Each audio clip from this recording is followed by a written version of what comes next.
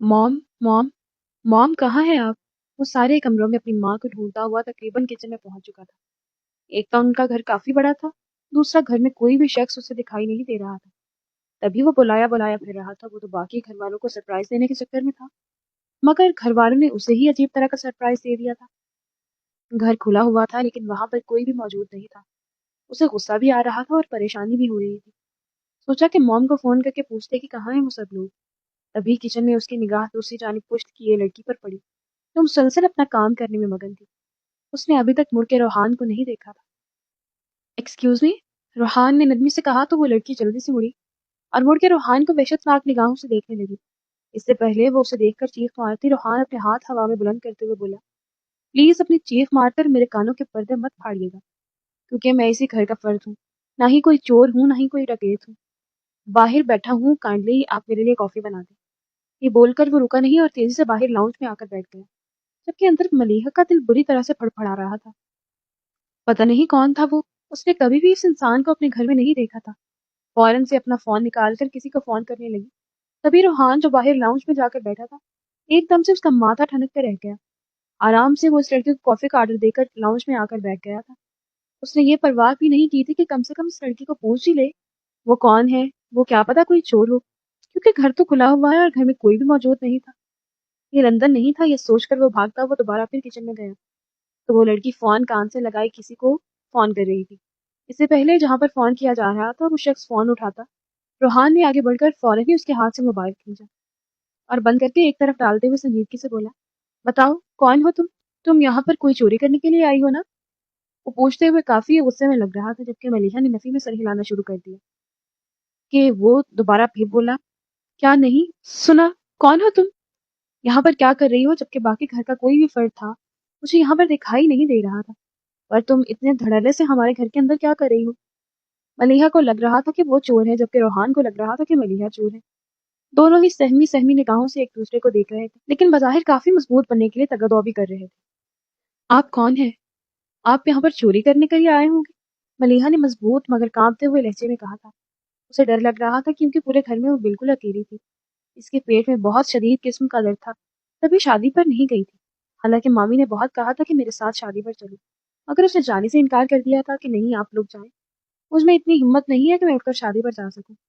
मामी ने उसे नखुवत से देखा और फिर बगैर कुछ कहे बाहर निकल गई। थोड़ी देर बाद वापस आई तो उनके साथ मामू भी मौजूद थे। ये खुद पूछ लें अपनी भांजी से, बाद में मुझे कहेंगे कि मैं जानबूझकर इसे शादी पर नहीं लेकर गई। ये कहते हुए मामी ने मलीहा की जानिब इशारा किया। एक लम्हे के लिए तो वो सोचने लगी कि वो क्या कह रही है।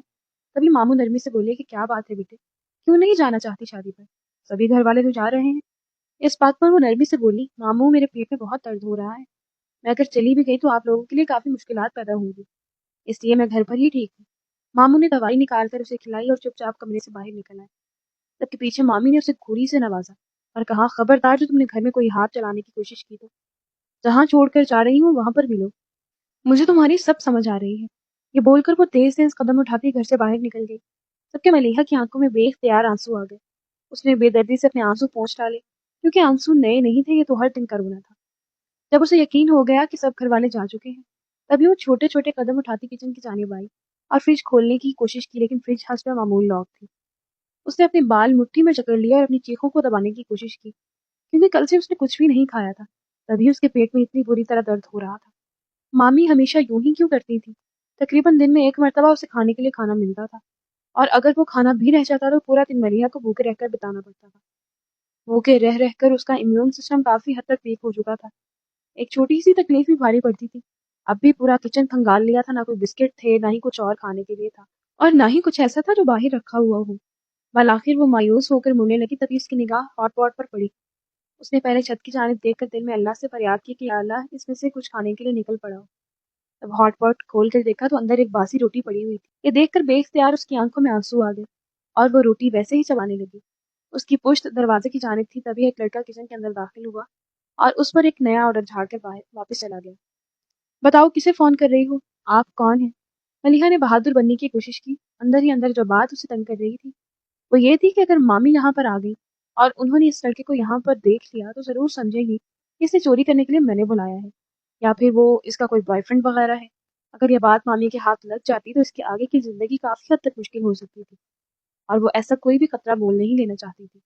تبھی نرمی سے بولی، میں اسی گھر میں رہتی ہوں، آپ پلیز جو بھی ہیں اس وقت یہاں سے چلے جائیں، ہمارے گھر میں کچھ بھی نہیں ہے، بلکہ میرے تو گھر والی بھی گھر میں موجود نہیں ہے۔ ملیحہ نے ملتجی لہجے میں کہا تو ایک لمحے کے لیے روحان حیرت سے اسے دیکھا اور پھر بولا، کون ہو تم، نام کیا ہے تمہارا؟ میں نے تو آج تک تمہیں اس گھر میں نہیں دیکھا۔ میں نے بھی آپ کو کبھی نہیں دیکھا، وہ بھی دو بدو بولی تو ریحان کے ماتھے پر بل پڑ گئے۔ وہ پھر بولا، نام بتاؤ اپنا، کون ہوں؟ میں ابھی مام کو فون کر کے پوچھتا ہوں، اگر وہ کہیں گی تبھی مجھے تم پر یقین آئے گا۔ اس بات پر جہاں ملیحہ کا ماتھا ٹھنکا وہیں پر اس کے ہاتھ لرزنے لگے، کیونکہ اسے لگ رہا تھا کہ اس کے سامنے کوئی اور نہیں بلکہ روحان ملک کھڑا ہوا ہے۔ نام؟ چند لمحے وہ خاموش رہی تو روحان نے دوبارہ پھر اسے تیکھی نگاہوں سے دیکھتے ہوئے کہا، ملیحہ مقرر۔ اس بات پر روحان جو ابھی اپنی ماں کو فون ملا کر کان تک لے جانے والا تھا، ایک دم سے اس کا ہاتھ نیچے گرا اور وہ حیرت سے اپنے سامنے کھڑی ہوئی لڑکی کو دیکھنے لگا۔ وہ لڑکی کوئی اور نہیں بلکہ اس کی بیوی تھی، اور وہی بیوی جس کے ساتھ اس کا نکاح اس کی مرضی کے خلاف کروا دیا گیا تھا، مگر وہ کبھی بھی اس لڑکی کو اپنی زندگی میں نہیں آنے دینا چاہتا تھا۔ تو ملیحہ وہ؟ روحان ابھی کافی حیران دکھائی دے رہا تھا، اسے سمجھ نہیں آ رہا تھا وہ کس قسم کا رد عمل دے۔ آپ روحان ہیں؟ اس کا نام پوچھنے کے بجائے ملیحہ نے نرمی سے کہا۔ وہ جواب دیے بغیر کچن سے باہر نکل آئے۔ دونوں ہی اپنی اپنی جگہ پر چوروں کی مانند کھڑے ہوئے تھے کہ اب کون بات کرے، اب کون آگے بڑھے۔ ملیحہ وہیں پر چند لمحے کھڑی رہی۔ جب اسے یقین ہو گیا کہ روحان اب واپس نہیں آئے گا، اس نے باقی بچے ہوئے روٹی کے نوالے لینا شروع کر دیے، کیونکہ یہی وقت تھا اس کے پاس کھانے کا۔ اگر وہ اب نہ کھاتی تو پھر کل کو کھانا ملنا تھا، اور مامی سے تو ایسی کوئی بھی امید نہیں تھی کہ وہ اس پر رتی برابر بھی رحم کرتی۔ وہ جلدی جلدی ایک گلاس پانی کے ساتھ روٹی کے نوالے حلق میں اتارنے لگی۔ تبھی روحان جو باہر کھڑا اپنے بالوں میں بری طرح سے ہاتھ پھیر رہا تھا، واپس کچن میں آیا اور ملیحہ کو یوں تیزی سے روٹی کھاتے دیکھ کر وہیں پر رک گیا۔ جیسے ہی ملیحہ نے روٹی کا نوالا آخری کھایا اور پھر پانی کا گھونٹ جیسے ہی ملیحہ نے روٹی کا آخری نوالا کھا کر پانی کا گھونٹ پڑا اور اپنا رخ موڑا تو سامنے روحان کچن کی دہلیز کے ساتھ ٹیک لگا کر کھڑا تھا اور اسے سخت نگاہوں سے گھور رہا تھا۔ ایک لمحے کے لیے تو وہ ڈر گئی، لیکن پھر جلدی سے سب کچھ سمیٹ کر واپس اپنی جگہ پر رکھ دیا۔ اس سے پہلے وہ وہاں سے باہر نکلتی، روحان نے اس کی کلائی تھام کر روک لیا اور پھر اپنے سامنے کرتے ہوئے بولا، یہاں پر کیا کر رہی تھی تم؟ اور یہ روٹی کھانے کا کیا طریقہ ہے؟ اسے ملیحہ کے کھانے پینے سے کوئی بھی مسئلہ نہیں تھا، بس وہ کوئی بات کرنا چاہتا تھا کہ اسے پوچھ سکے باقی گھر والے کہاں پر ہیں۔ ملیحہ نے اسے سہمی ہوئی نگاہوں سے دیکھا، پھر اپنا سر جھکا گئی۔ اس میں اتنی ہمت نہیں ہو رہی تھی کہ اس انسان کے سامنے بولے جو کہ اس کا شوہر تھا، لیکن کبھی بھی اس نے ملیحہ کو نہ تو اپنی بیوی کے طور پر قبول کیا تھا، نہ ہی کبھی دیکھا تھا، بلکہ ان دونوں نے ہی ایک دوسرے کو دیکھا نہیں تھا۔ تو ماموں کی مہربانی تھی کہ موبائل پر ان دونوں کا نکاح ہو گیا تھا، اور وہ بھی ویڈیو کال نہیں، وائس کال پر، کیونکہ روحان کے پاس اتنا وقت بھی نہیں تھا کہ وہ ویڈیو کال کر کے کم سے کم اپنے دلہن کو ہی دیکھ سکے۔ آج تک جب جب مامی کو روحان کا فون لندن سے آیا، انہوں نے کبھی بھی اس کی بات ملیحہ سے نہیں کروائی تھی۔ ملیحہ آگے پیچھے پھرتی رہتی، لیکن یہ بھی نہیں تھا کہ روحان نے کبھی ملیحہ کا حال پوچھا ہو۔ وہ تو بالکل ہی ایک الگ وجود رکھتی تھی کہ کوئی بھی نہ تو اس سے بات کرتا تھا، نہ ہی اسے اہمیت دیتا تھا۔ اب جب روحان یہ بات پوچھ رہا تھا تو وہ واقعی میں کافی حیران تھی، اور اسے سمجھ نہیں آ رہا تھا کہ کیا جواب دے۔ وہ مجھے بھوک لگی تھی۔ ہاں تو آرام سے باہر بیٹھ کے تسلی سے کھانا کھاؤ، یہ کیا چوروں کی طرح پانی کے ساتھ روٹی کھا رہی تھی؟ روحان نے یہ بات کہی تو بڑے نارمل انداز میں تھی، لیکن پھر بھی اسے برا لگا تھا کہ وہ پانی کے ساتھ یوں چھپ چھپ کے روٹی کھا رہی ہے۔ ضرور کوئی بات تھی، یا تو ملیحہ اسے جھوٹ بول رہی تھی یا پھر کچھ چھپانے کی کوشش کر رہی تھی، مگر جو بھی تھا وہ جاننا روحان کے لیے کافی ضروری تھا۔ نہیں، وہ بس میں ملیحہ سے آگے کوئی جملہ ہی نہیں بنا تو وہ خاموش ہو گئی۔ کیا کہتے روحان کو کہ تمہاری ماں مجھے کھانے کے لیے کچھ بھی نہیں دیتی اور میں یوں چھپ چھپ کے باسی روٹی کھا رہی تھی؟ کیا نہیں، وہ بس جو میں بات ہے کھل کر بتاؤ، ورنہ میں مام کو تمہاری شکایت لگا دوں گا۔ روحان نے اپنی جانب سے اسے ڈرانے کی کوشش، لیکن ملیحہ چہرہ نیچے کیے ہی کھڑی رہی۔ اس کی جانب سے کوئی بھی جواب نہ پا کر روحان نے اس کی ٹھوڑی پکڑ کر چہرہ اوپر کیا تو دیکھا ملیحہ کا چہرہ پورا آنسوؤں کے ساتھ تر تھا۔ وہ رو رہی تھی۔ کیا ہوا ہے، رو کیوں رہی ہو؟ میں نے تو تمہیں کچھ بھی غلط نہیں کہا، پھر کیا بات ہے؟ ملیحہ نے نفی میں سر ہلایا اور وہاں سے بھاگتی ہوئی اپنے کمرے میں آ گئی، کیونکہ اس میں اتنی ہمت نہیں ہو رہی تھی کہ روحان کو اس کی ماں کی شکایت تک آئے۔ اگر وہ بتا دیتی تو یہ بات پتہ چل جاتی تو اس کے لیے کافی مشکل ہو سکتی تھی۔ روحان نے پہلے تو اس کے پیچھے جانے کا سوچا، پھر وہیں لاؤنج میں بیٹھ گیا۔ سب کچھ بہت عجیب ہو چکا تھا کہ یہاں پر آتے ہی اپنی بیوی سے پہلی ملاقات ہو جائے گی۔ باقی کوئی بھی گھر کا فرد یہاں پر موجود نہیں تھا۔ کتنا منع کیا تھا اس نے بابا کو کہ اس کا نکاح یوں نہ کیا جائے، مگر بابا بھی اپنی ضد پر پوری طرح سے اڑے ہوئے تھے۔ روحان کو لندن بھیجے تقریباً 1 سال ہو چکا تھا۔ اس 1 سال میں وہ ایک مرتبہ بھی واپس نہیں لوٹا تھا، تو بابا کو ہال پڑنے لگے کہ ہو سکتا ہے ہمارا بیٹا واپس لوٹے ہی نہ۔ بالکل ان لڑکوں کی طرح جو ایک مرتبہ دوسرے ملک چلے جائیں تو ان کے لیے اپنے ملک واپسی آنا کافی مشکل ہو جاتا ہے۔ یہ بات سوچ کے دن رات کافی پریشان کن رہنے لگے تھے۔ انہی دنوں ان کی بہن کا فون اتنے سالوں میں پہلی مرتبہ آیا۔ راشدہ جو تقریباً 20 سال کی عمر میں گھر سے بھاگ گئی تھی اور اپنی پسند کی شادی کر لی تھی، کیونکہ جہاں پر وہ شادی کرنا چاہتی تھی راشدہ کے گھر والے وہاں اس کی شادی نہیں کروا سکتے تھے۔ ایک تو وہ دوسری برادری کے تھے، دوسرے ان سے رتبے میں بھی کافی کم تھے۔ اس نے ماں باپ کو منانے کی کافی کوشش کی، لیکن وہ نہیں مانے تو راشدہ اپنی ضد پر بھی اڑی رہی اور اس لڑکے کے ساتھ بھاگ کر نکاح کر لیا۔ نکاح کے بعد خود ہی اس کا اپنے گھر والوں کے ساتھ رابطہ مکمل طور پر بند ہو چکا تھا۔ لیکن اتنے سالوں بعد راشدہ نے جب اپنے بھائی کو فون کیا تو وہ بلک بلک کر رو رہی تھی۔ زمان ملک ایک دم سے پریشان ہو گئے۔ انہوں نے تو قسم کھائی تھی کہ بہن سے بات نہیں کرے گی۔ بے شک وہ ان کی لاڈلی اور چہیتی بہن تھی، مگر جو کالک ان کے منہ پر مل کر گئی تھی اس کے بعد وہ سوچ بھی نہیں سکتے تھے کہ دوبارہ پھر سے راستہ کے تعلقات بحال کریں گے۔ لیکن یوں 18 سال کے بعد وہ فون کر رہی تھی اور اس کے رونے نے زمان ملک کے دل میں جتنی بھی اپنی بہن کے خلاف قدورت تھی وہ ختم کر دی تھی۔ کیا بات ہے راشدہ، مجھے بتاؤ کیا ہوا ہے، تم اتنی بری طرح سے کیوں رو رہی ہو؟ اس بات پر راشدہ نے جو بتایا وہ بھی ایک لمحے کے لیے ساکت ہو گئی، کیونکہ اس کا شوہر ایک کار حادثے میں مارا گیا تھا۔ وہ فوراً سے کسی کو بتائے بغیر اپنی بہن کے پاس پہنچے تو اس کی حالت کافی خراب تھی۔ خیر تدفین وغیرہ کے بعد انہوں نے راشدہ کو اپنے ساتھ گھر لے جانے کی بات کی تو اس نے نفی میں سر ہلایا اور کہا نہیں، میں گھر نہیں جا سکتی، مجھے یہیں پر رہنے دے۔ مگر زمان ملک کے لیے اپنی بہن کو یوں اکیلا چھوڑنا کافی مشکل تھا۔ ان سے بہت محبت کرتے تھے، پھر بھی راشدہ کے بار بار انکار کے باوجود وہ اسے اپنے ساتھ گھر واپس لے آئے تھے۔ جب گھر آئے تو ان کی بیگم اسے اپنے ساتھ گھر واپس لے آئی۔ جب گھر آئے تو ان کی بیگم رانی کے لیے یہ بات کافی تکلیف دہ تھی، کیونکہ ان کا بھائی راشدہ کو کافی پسند کرتا تھا، لیکن وہاں پر شادی کرنے کے لیے بجائے وہ بھاگ کر اپنی مرضی سے شادی کرنے میں کامیاب ہو چکی تھی۔ اس بات کا رانیہ نے شروع سے ہی اپنے دل میں بیڑ باندھا ہوا تھا۔ اب جب وہ اتنے سالوں بعد واپس لوٹی تھی تب بھی رانیہ اسے قبول کرنے کے لیے بالکل بھی تیار نہیں تھی، لیکن اپنے شوہر کے منہ کو دیکھتے ہوئے خاموشی سے اسے راستہ کے وجود کو اپنے گھر میں قبول کرنا پڑا۔ ویسے بھی ان کے گھر میں کوئی مرضی نہیں چلتی تھی، پورا اختیار زمان ملک کا ہی تھا۔ راشدہ شاید اپنے شوہر سے بہت زیادہ ہی محبت کرتی تھی، تبھی وہ 1 مہینے کے اندر اندر کافی بیمار ہو چکی تھی۔ پورا وقت بستر پر لیٹی رہتی اور وہ لڑکی ملیحہ ان کی اکلوتی بیٹی پورا دن اپنی ماں کی خدمت میں بسر کر دیتی تھی۔ رانیہ بیگم کو یہ بات کافی چبھتی تھی، لیکن وہ صرف اور صرف اپنے شوہر کی وجہ سے خاموش تھی، کیونکہ اگر وہ ان کی بہن کو یہاں پر آنے سے انکار کر دیتی تو انہیں مکمل امید تھی کہ زمان ملک انہیں بھی چھوڑنے میں ایک لمحہ نہیں لگائے گا۔ تبھی وہ ایسا کوئی بھی خطرہ مول نہیں لینا چاہتی تھی۔ 1 مہینے تک تو انہیں برداشت کرنا پڑا، پھر بھی اتنا مشکل نہیں تھا، لیکن 1 ماہ بعد ان کی طبیعت کافی زیادہ بگڑنے لگی اور انہوں نے زمان ملک کے آگے اپنے ہاتھ باندھ دیے۔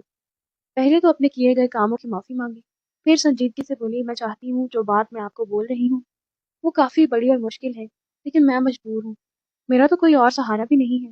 میں نے آپ لوگوں کے ساتھ اتنا غلط کیا، لیکن پھر بھی آپ نے ایک مرتبہ نہیں پوچھا کہ میں یہاں پر واپس کیوں آ گئی، یا پھر میں نے آپ کو فون کر کے کیوں بلایا۔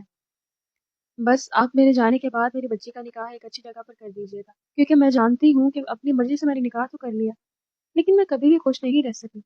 لیکن اب میری بچی کے لیے آپ جو بھی فیصلہ کریں گے مجھے قبول ہوگا، کوئی بھی نیک شریف انسان کو دے کر اس کی شادی کر دیجیے گا۔ یہ بات انہوں نے بظاہر تو بڑی سادگی اور سنجیدگی سے کی تھی، لیکن یہ بات سن کے زمان ملک کے لیے نئی سوچ کی راہیں کھل چکی تھی۔ انہوں نے اس وقت تو کچھ بھی نہیں کہا، لیکن شام کو جب اپنی بیوی کے ساتھ اکیلے بیٹھے تھے تب سنجیدگی سے کہا کہ میں روحان کا نکاح کر رہا ہوں۔ اس بات پر رانیہ نے چونک کر انہیں دیکھا اور پوچھا کس کے ساتھ نکاح کر رہے ہیں آپ؟ کس کے ساتھ کرنا ہے؟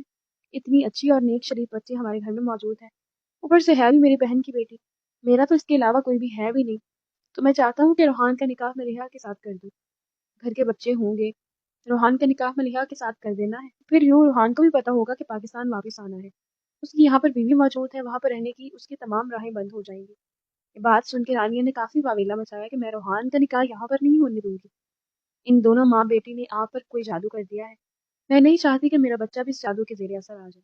یہ بات سامان ملک نے سن تو بڑی خاموشی کے ساتھ لی تھی، لیکن انہوں نے صاف صاف بول دیا اگر وہ روحان اور ملیحہ کے نکاح کے درمیان ذرا سی بھی دخل اندازی کریں گی تو وہ انہیں چھوڑنے میں ایک لمحہ بھی نہیں لگائیں گے، کیونکہ ان کی بہن کی حالت بہت خراب ہے اور وہ یہ بات بھی جان چکے تھے کہ وہ زیادہ دن زندہ نہیں رہنے والی، تو جتنے دن بھی یہاں پر موجود ہے اپنی بہن کو ہر طرح کی سہولت اور خوشی دینا چاہتے ہیں۔ خیر 2-3 دن کی بحث و مباحثے کے بعد زمان ملک جیت چکے تھے، ویسے بھی جیت ان کے حق میں ہی لکھی تھی۔ انہوں نے جب روحان کو فون کر کے نکاح کے متعلق بتایا تو روحان نے صاف منع کر دیا کہ میں یہ نہیں کروں گا۔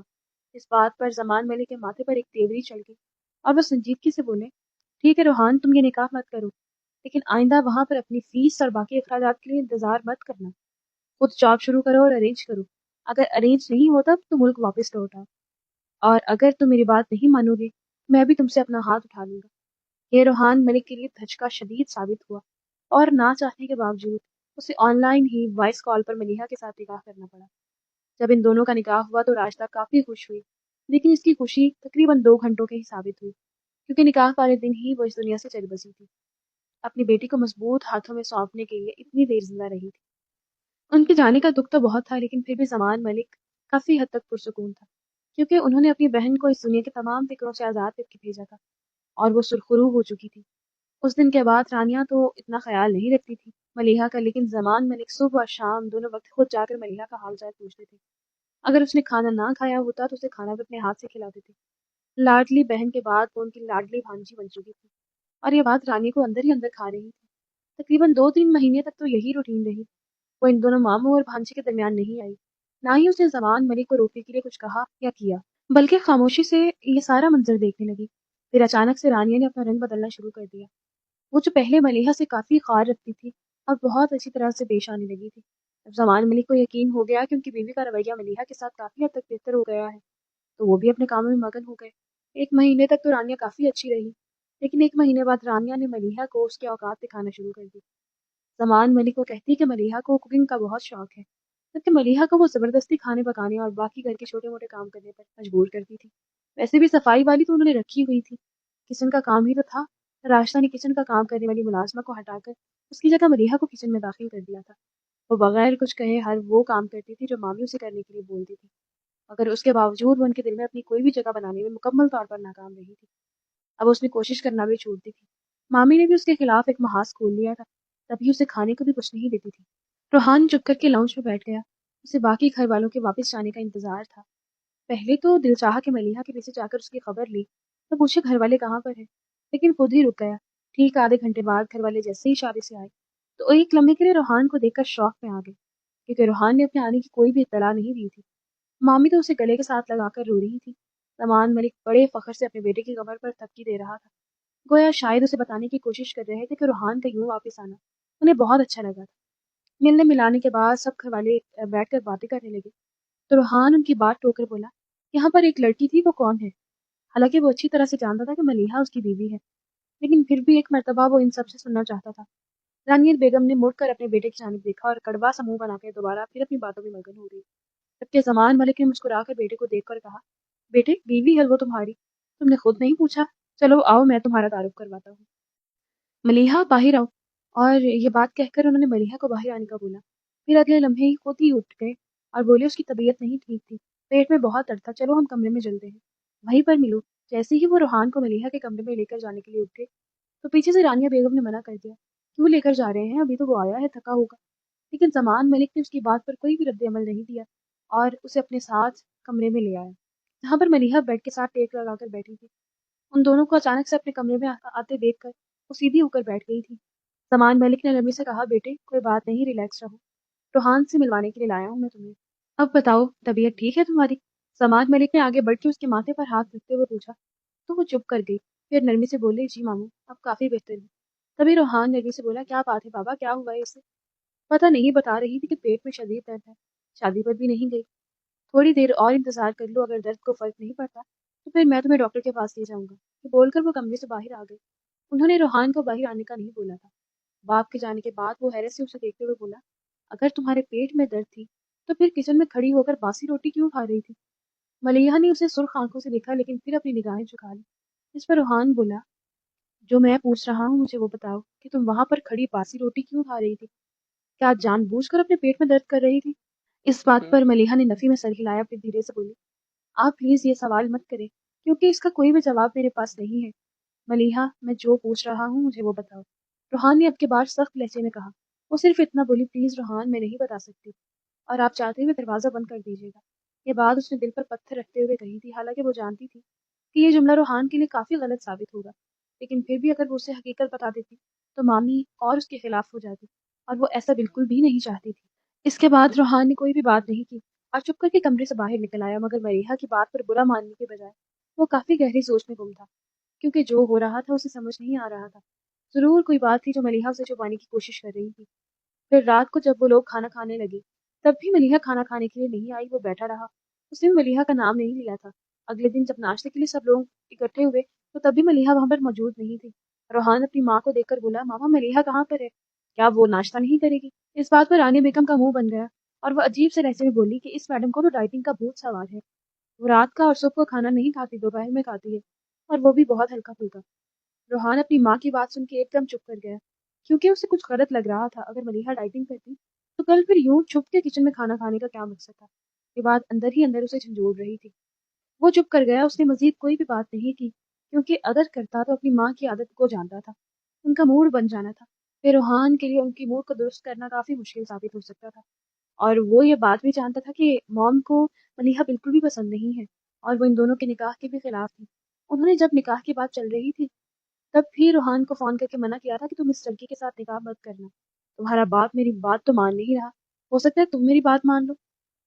لیکن اب اسے لگ رہا تھا کہ شاید موم نے کوئی ذاتی قسم کا بیر باندھ لیا ہے، کیونکہ بابا تو بڑے شوق سے اسے ملیحہ سے ملوانے کے لیے لے کر گئے تھے، مگر موم جب بھی ملیحہ کا نام سنتی تھی ان کا چہرہ بگڑ جاتا تھا، گویا انہیں ملیحہ کا ذکر بالکل بھی وہاں پر قبول نہیں تھا۔ ایک مرتبہ وہ کوئی بھی بات کر کے برا نہیں بننا چاہتا تھا، خود سے تمام حالات اور واقعات کو دیکھ کے اندازہ کرنا چاہتا تھا۔ ناشتہ کرنے کے بعد موم شاپنگ کے لیے چلی گئی اور وہ یوں ہی ٹہلتا ٹہلتا ملیحہ کے کمرے میں گیا، لیکن وہ اپنے کمرے میں موجود نہیں تھی۔ یہ کہاں گئی؟ دل ہی دل میں وہ سوچتے ہوئے اسے پورے گھر میں دیکھنے لگا تو دیکھا وہ کچن میں کھڑی ہو کر دوپہر کے کھانے کی تیاری کر رہی تھی۔ اسے یقین نہیں تھا کہ ملیحہ کھانا بھی بنا سکتی ہے۔ وہ وہیں اس کے پاس آ کر کھڑا ہو گیا اور نرمی سے بولا، کیا تم کھانا بھی بنا لیتی ہو؟ ملیحہ نے مسکرا کر اسے دیکھا لیکن کوئی بھی جواب نہیں دیا تھا۔ اچانک سے بات کرتے کرتے روحان کی نگاہ کچن میں لگے ہوئے کیمرے پر پڑی تو وہ حیرت سے بولا، کیا یہاں پر لوگ کچن میں بھی کیمرے لگاتے ہیں؟ ملیحہ نے ہاں میں سر ہلایا اور بولی، بالکل، لیکن ہر کوئی نہیں لگاتا، مگر ہمارے گھر میں لگا ہوا ہے۔ کیا بنا رہی ہو آج؟ بریانی۔ مامی نے بتایا تھا کہ آپ کو بریانی اچھی لگتی ہے، تو آپ کی پسند کی بریانی بنا رہی ہوں۔ یہ بات وہ بڑے نارمل لہجے میں کہہ رہی تھی، لیکن چہرے سے لگ رہا تھا کہ ملیحہ کی حالت کافی خراب ہے۔ وہ بہت نڈھال معلوم ہو رہی تھی، تو لگ رہا تھا کہ ابھی ایک لمحے بعد ہی وہ گر جائے گی۔ وہ تھوڑی دیر وہیں پر کھڑا رہا، مزید ان دونوں نے کوئی بھی بات نہیں کی تھی۔ کھانا وغیرہ بنانے کے بعد وہ باہر آ کر باقی ہلکا پھلکا کام کرنے لگی۔ تب تک رانیہ بھی واپس آ چکی تھی۔ جب دوپہر کو سب لوگ کھانا کھانے لگے تو تب بھی ملیحہ ان کے ساتھ نہیں بیٹھی تھی۔ کسی نے بھی اس کی غیر موجودگی کو محسوس نہیں کیا تھا، لیکن روحان نے اس کی غیر موجودگی ضرور محسوس کی تھی۔ وہ کھانا کھانے کے بعد دوبارہ کچن میں آیا تو کچن میں لگے ہوئے ٹیبل پر بیٹھ کر ملیحہ بریانی کھا رہی تھی۔ تم یہاں پر کیا کر رہی ہو؟ باہر آ کر ہمارے ساتھ کھاؤ۔ تبھی رانیہ بھی کچن میں آ گئی، لیکن وہ روحان کو نہیں دیکھ سکی تھی کیونکہ وہاں پر ایک شیلف تھی۔ روحان شیلف کے پیچھے کھڑا تھا، تو رانیہ بیگم کو پتہ ہی نہیں چلا کہ ملیحہ کچن میں اکیلی نہیں ہے، بلکہ روحان بھی وہیں پر کھڑا ہوا ہے۔ جب تمہیں میں نے کہا تھا کہ اپنے لیے روٹی بنایا کرو، یہ شوق پورے کرنے کی کوئی ضرورت نہیں ہے میرے گھر میں، تو پھر کیوں یہ بریانی ٹھوس رہی ہو؟ دیکھو یہ پلیٹ یہیں پر رکھو، اور اگر کھانا کھانا ہے تو چپ چاپ ایک روٹی بنا کر اچار کے ساتھ کھاؤ۔ پہلے تمہاری ماں یہاں پر مفت کھاتی رہی، اب تم مفت کا مال توڑ رہی ہو، رکھو ادھر۔ یہ بول کر رانیہ نے آگے بڑھ کے ملیحہ کے آگے سے بریانی کی پلیٹ اٹھائی، لیکن تبھی روحان نے آگے بڑھ کر ان کی کلائی تھام لی۔ رانیہ کو تو بالکل بھی یقین نہیں تھا کہ ان کا بیٹا وہاں پر کھڑا ان کی ہر بات سن رہا ہے۔ ایک دم سے اس کے سامنے دیکھ کر وہ پہلے تو حیران ہوئی، لیکن دوبارہ سنبھلتے ہوئے جلدی سے بولی، تم یہاں پر کیا کر رہے ہو؟ کاش موم آپ میری نگاہوں میں کبھی اتنا نہ گری ہوتی۔ میں مانتا ہوں کہ ملیحہ آپ کو پسند نہیں ہے، لیکن بہو ہونے کا حق بے شک آپ نہ دیں، انسان ہونے کا حق تو دے۔ بہت دکھ ہوا ہے مجھے یہ دیکھ کر، میں بھی اسے شادی کرنے کے حق میں نہیں تھا، لیکن اب مجھے لگتا ہے کہ مجھے ملیحہ کو سپورٹ کرنا ہے، ورنہ کل کو میں اپنے رب کو کیا جواب دوں گا؟ میری بیوی یہاں پر ایک ایک نوالے کے لیے ترستی رہی، پورا پورا دن اسے کھانے کے لیے کچھ نہیں ملتا تو وہ باسی روٹیاں کھاتی رہتی ہے اور میں عیش کرتا رہتا ہوں۔ نہیں موم۔ ملیحہ حیرت سے دونوں ماں بیٹے کو دیکھتی رہی۔ اس کے بعد روحان نے اس کی کلائی تھامی اور اپنے ساتھ وہاں سے لے کر چلا گیا۔ پیچھے رانی نے اسے منع کرنا چاہا، تب تک روحان زمان ملک کو بھی پوری بات بتا چکا تھا۔ 2 دن ان کے گھر میں عجیب و غریب ہنگامہ ہوتا رہا۔ رانی سے کوئی بھی بات نہیں کرتا تھا، جبکہ ملیحہ بھی چپ چاپ کمرے میں پورا پورا دن بیٹھی رہتی تھی، کیونکہ اسے ڈر لگتا تھا کہ اگر وہ باہر گئی تو مامی بلا وجہ خفا ہوں گی۔ 1 ہفتے تک تو یہی سب کچھ چلتا رہا۔ پھر روحان نے بتایا کہ وہ ملیحہ کے لیے ارجنٹ فیسیں اور پاسپورٹ کا انتظام کر چکا ہے اور اگلے ہفتے وہ دونوں لندن واپس جا رہے ہیں۔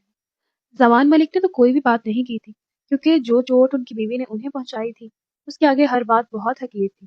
جبکہ رانیہ نے اسے روکنے کی بہت کوشش کی، مگر وہ نفی میں سر ہلا کر صرف اتنا بولا، موم، دودھ کا جلا چھاچھ بھی پھونک پھونک کر پیتا ہے۔ ایک مرتبہ میں آپ پر اعتبار کر چکا ہوں، لیکن بار بار نہیں کروں گا، کیونکہ قیامت والے دن اپنی بیوی کے بارے میں صرف میں جواب دہ ہوں گا اور کوئی نہیں۔ اور میں نہیں چاہتا اس دن مجھے کسی قسم کی شرمندگی اٹھانی پڑے۔ ملیحہ بھی وہیں پر موجود تھی اور بے اختیار اس نے اپنی آنکھیں بند کر کے اپنے رب کا شکر ادا کیا۔ اسے جو لگتا تھا کہ روحان بھی بالکل اپنی ماں کی طرح ہوگا، تو روحان نے اسے بہت بری طرح سے غلط ثابت کر دیا تھا، اور اس سے امید تھی کہ ان کی آنے والی زندگی کافی خوشگوار ہونے والی ہے۔